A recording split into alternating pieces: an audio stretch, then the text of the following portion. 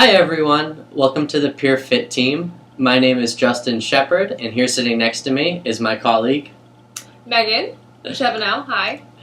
And today we're going to spend approximately 15 minutes just giving you some of our, sharing some of our experience co-facilitating the PeerFit sessions.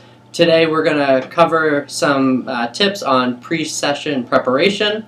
We'll cover some topics like before the participant arrives, what you should have already set up.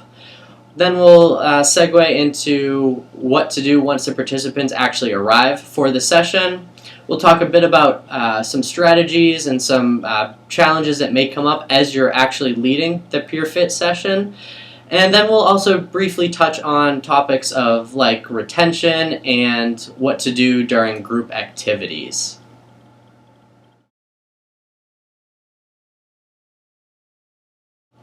So first we're going to go over what to do when you want to prepare for the sessions beforehand.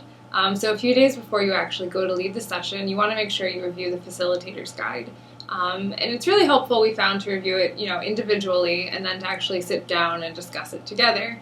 And also get a chance to talk about it with the PI. And it's helpful during this time when you're meeting with your co-facilitator to sort of decide who will focus on what, how you're going to break up the sections, if you're going to maybe do page by page or switch off certain sections. It's really good just to know that ahead of time so that way the flow can just sort of keep going while you're leading the session. And one thing we also found really helpful was just making sure you know how much time you need to spend on each activity. So some activities might need more time or less time, and if you talk about it beforehand, you can know how much time to allocate.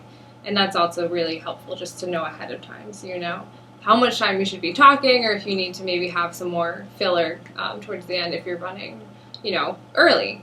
And so the other few things to keep in mind as you're preparing for the session is to make sure you review the materials list for each session. So each session will have different activities, and those activities may require different materials. For example, some of the group activity sessions will require us to bring different soft drinks into that session. Others will require us to buy fruits and veggies for a taste testing, and yet others will require us to have pens and note cards for group work.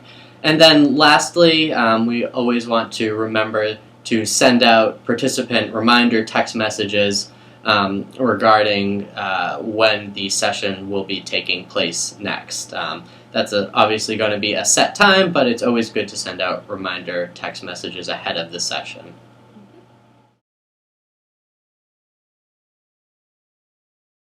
Alright, so now that you've reviewed all of the materials for the session, Megan and I will be speaking now about what you should be doing on the day of the session before the participants arrive. So one thing that we found to help minimize some time spent on the actual session was to make sure that we have the group activity sessions set up before the participants arrive. So for example, this could be setting up circulars that are used in particular group activities, or setting up different drink stations if that is a part of that particular session. And what we found was that this will help the actual session flow so that no time is wasted, because there is sometimes quite a bit of material to cover in the session, and if we just ensure that all of the group activity stations are set up beforehand, we won't be wasting valuable session time. So another thing that we also thought was really helpful was having the chairs set up before participants got there. That way everyone just can come in the room and know where to go, and we thought it was really nice to have everyone sit in a circle. It's just a nice sort of group dynamic, and that way it's more of a small group where they feel more comfortable talking instead of being really didactic where they're sitting at a desk and looking at you. So we recommend doing a small close circle and actually sitting in the circle when you go to lead the session. And then the last thing to do if you have extra time before participants get there is just review the sessions, make sure you know who's doing what, and make sure you're good to go.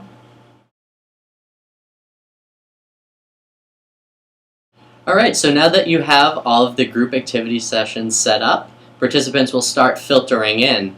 And so the first thing you want to do is to welcome the participants as soon as they walk through the door. You want to thank them for showing up, you want to thank them for being on time, and you also want to come off as being very welcoming.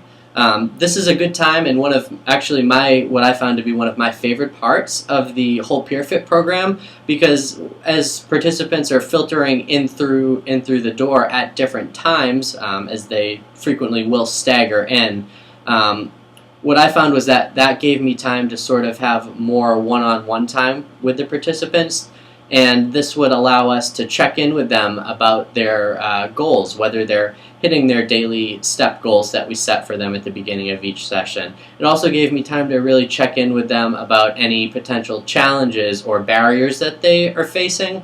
And furthermore, it also gives them some time to share with us, the coaches, some of their successes of the past week as well. Another really good tip is just to have everyone get settled in their seats when they get there. That way people aren't just walking around the room, so when it's time to start, you can go ahead and start on time.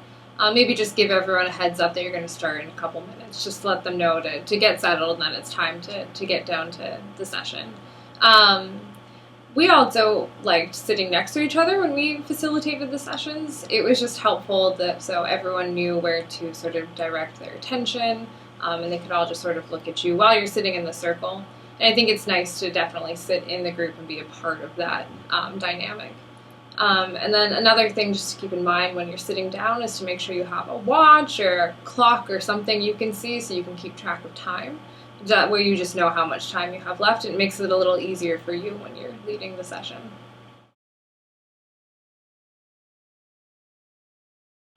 Alright, so you've had some time to check in one-on-one with the participants and discuss some of their daily step goals, and you're just sitting down in your seats in the circle to start facilitating the group session.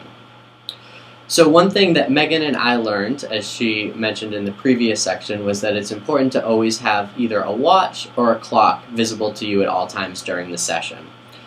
So as you're going through the material in your pre-preparation session, you'll have somewhat of an idea of how much time you should be spending on each section of the session content. You'll also have somewhat of an idea of how long each group activity should last, and whether or not there is a walking activity involved in this session as well. So, when you actually start doing group activities, there are a few things you want to keep in mind too.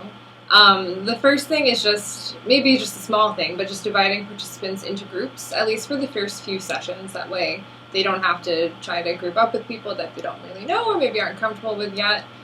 We just thought it was really helpful to have participants sort of count off.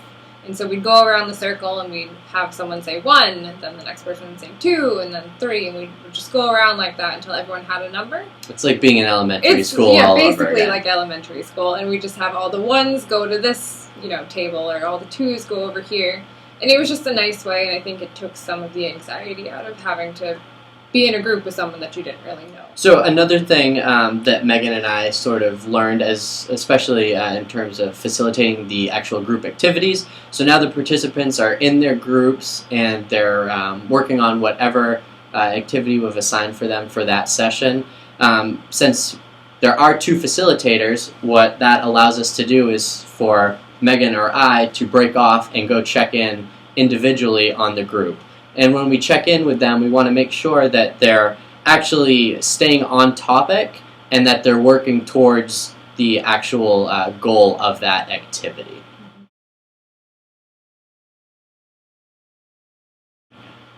Alright, so the session's over, and you have some of your participants hanging around in the room. How do you handle that, Megan?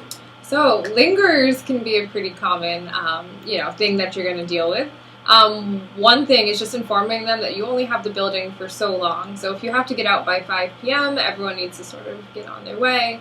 Because the staff will have to close the building, and that's really not something that's in your control.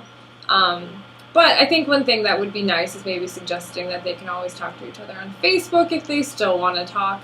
Or maybe even just go for a group walk together after the session. So that way they still feel like they can connect with one another, and you get them out of the room in a nice orderly fashion, and you get to close everything out before the building closes. So in our experience as lifestyle coaches, we both came up across a number of different barriers and challenges in facilitating these sessions. One thing that Megan and I found is that there are sometimes rather difficult participants to deal with and to manage in each group. They may range from overly talkative to the absolute polar opposite. So there's a number of strategies that we can use to try to better manage the group. For example, when you have an overly talkative participant, I think one thing that we both learned is that we need to be rather assertive and let them know that we, are in a group and that other people, you need to have time for other people to share their thoughts and experiences and opinions, but also acknowledge that their participation as well as their questions. We never want to feel as though we aren't acknowledging somebody who is participating, since it is a group setting. One other thing that we found that was rather challenging to deal with, some participants would ask rather obscure questions that neither Megan or I knew the answer to, and that's okay. It's okay to not know the answers to all the questions that participants will ask you. Neither of us have backgrounds in nutrition or exercise, so what we found with our backgrounds in clinical psychology is that it's often easiest to sort of turn those questions back towards the group to see if any of the other group members have the answer or have any experience. So that way the burden doesn't always fall on us as the facilitator, but rather we use the power of the group to solve that problem. And I think one other kind of participant you might run into is someone who maybe has very rigid ideas about what, weight loss looks to them or how healthy eating looks to them. We had quite a few participants that would come in with these ideas, and they would try to share this information with the rest of the group members. And so I think there's a few things that need to be done. You obviously don't want to just shut that participant down. You don't want to make them feel bad. But at the same time, you want everyone to be focusing on the material in the PeerFit manual. So I think whenever something like that happens again, maybe having the group talk about it could be a good way to gently sort of challenge that participant's ideas without you directly saying something to them. And whenever in doubt, just refer back to, the healthy lifestyle, eating more of this and less of that. That was always something that was pretty helpful with us when we got some weird or, maybe challenging questions or rigid kind of ideas. And again, always remember that the PeerFit materials, it's a protocol, and it's written in a certain way that we want to stick to that. We don't want to deviate too far from what's in the session material. And when Kelly and her team worked on these materials, they always had in the forefront of their mind to keep this as simple as possible while getting the main points across. Mm-hmm. So it's already set up for us to, as facilitators, to teach the material in that way. Mm-hmm. So what Megan and I would always do would be just to bring it back to the simple ideas of the PeerFit program.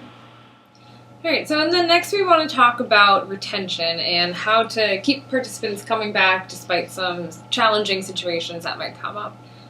So we noticed when we were leading the sessions that a few really big factors that affected retention were weather and mood. So when the weather started getting bad, people found it really hard to get out of their homes. They didn't really want to go outside when it's cold or snowy or rainy. And then mood. So sometimes participants' mood would fluctuate, and if they're not feeling great, then they didn't really want to come to the session. So one thing that Megan and I would recommend to you as lifestyle coaches would be to normalize these things. So there's some days that when it's snowy or cold outside or rainy, we struggle ourselves getting out of bed. So acknowledging that participants might also feel similarly about this sort of makes it, not specific to them, but to everybody. And also reminding them that this is a group setting, and in group settings we find support. And so also within group settings we can use the group again to help discuss strategies to overcome these challenges. And regarding mood, we know that physical activity as well as healthy eating can have a positive impact on participants' mood. In fact, we spend a whole session in PeerFit discussing that connection. And so helping participants to remember that when they come to these groups and they learn more about the mind and body connection, that by participating in these groups and sharing their successes as well as their challenges might actually have a positive influence on their mood that day. All right, well, thanks for joining us, and good luck with your training.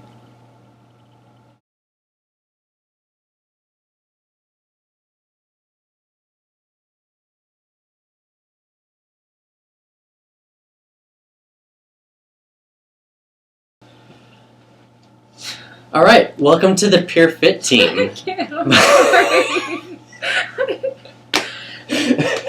Megan, come on. I was off to a good start and you just totally ruined it. Hold on, I'm good.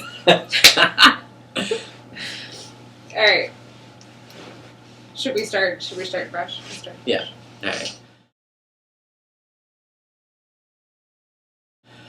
Take 3.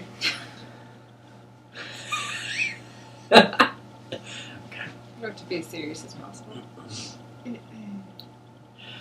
Hey y'all, welcome to the Pure. Hey all. Yeah. Hey all. Oh my god, I